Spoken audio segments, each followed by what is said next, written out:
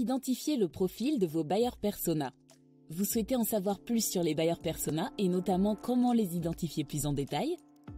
Vous souhaitez peut-être savoir quelles questions vous poser pour les définir au mieux?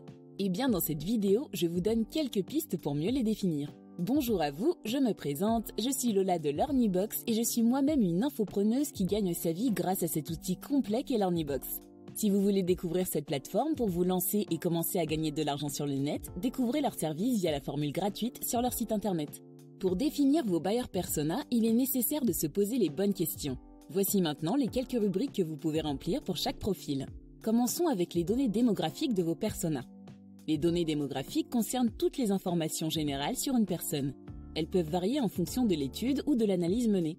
Dans le cas du persona, les marqueurs démographiques qui nous intéressent sont le sexe, l'âge, le niveau d'études, le revenu.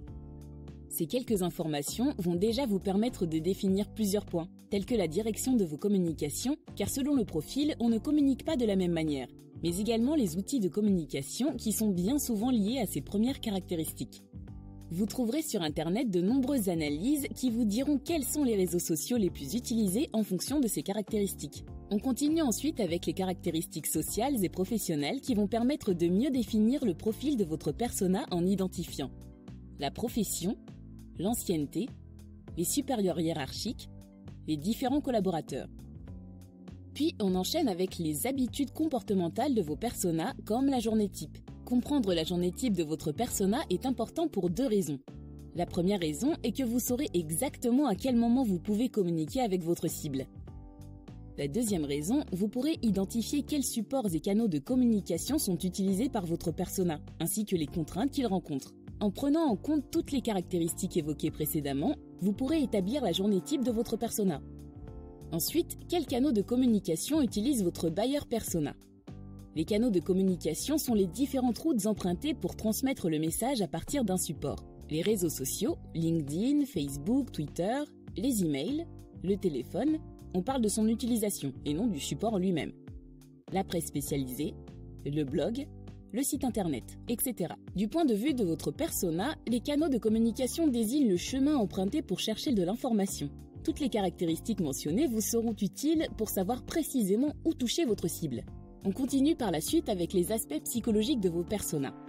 L'objectif de cette partie du template persona est d'identifier le profil psychologique de votre persona et ses différents biais décisionnels.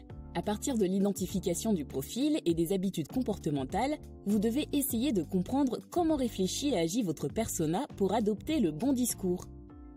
Une astuce pour vous aider, la technique de vente Soncas est parfaite pour identifier le profil psychologique de votre persona. Les 7 profils qu'elle propose sont très pertinents et vous aideront à comprendre comment parler à votre cible en fonction de son fonctionnement psychologique. Une autre partie importante est de définir les enjeux de vos personas. Souvent, on confond deux notions. Le besoin, j'ai besoin d'une perceuse, l'enjeu, fixer mes meubles de cuisine. Ce sont deux choses très différentes et si on se focalise sur la perceuse, on passe à côté de notre business. Votre business, c'est l'enjeu.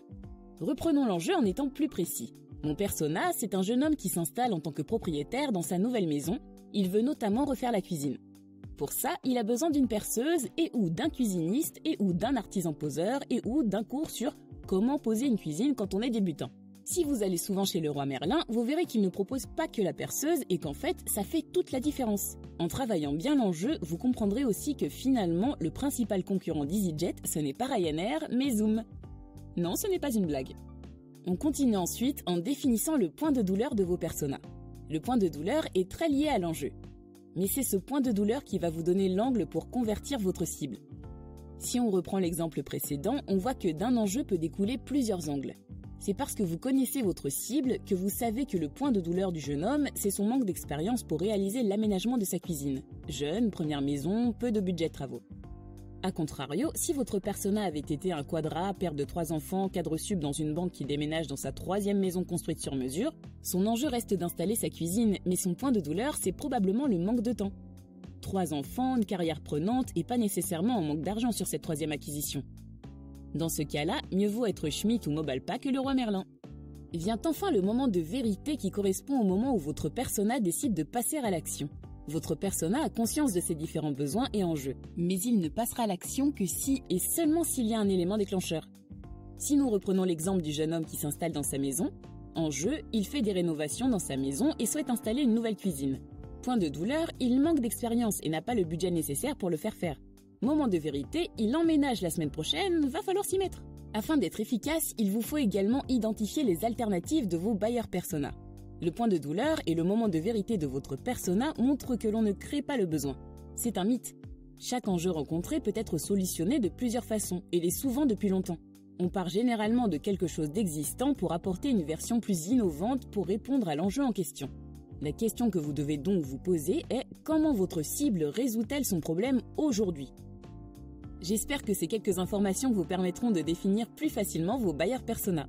D'ailleurs, si vous souhaitez vous lancer sur le net en vendant vos compétences et connaissances aux particuliers et aux professionnels à travers des infoproduits que vous aurez créés, comme des e-books, des audios et vidéos, voire même une ou plusieurs formations en ligne, je vous conseille alors LearnyBox, qui réunit l'ensemble des outils en ligne pour se lancer rapidement et avec simplicité sur le net. Site internet, campagne de mail, tunnel de vente, webinaire, etc. Rejoignez les milliers d'infopreneurs qui ont généré plus de 400 millions d'euros à travers LearnyBox.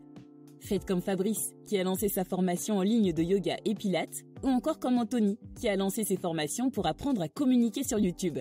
Comme Yannick, qui a mis en place des formations autour du commerce digital, ou encore comme Silou, qui a lancé ses formations pour apprendre à cuisiner et qui s'est fait plus de 100 000 € le mois de son lancement. Et vous, qu'attendez-vous pour vous lancer ? LearnyBox vous propose d'essayer ses services gratuitement jusqu'à ce que vous fassiez vos 4 premières ventes. Il est temps de passer à l'action et de cliquer sur le lien dans la description pour vous lancer vous aussi dans l'aventure extraordinaire de LearnyBox. À bientôt chez LearnyBox les amis.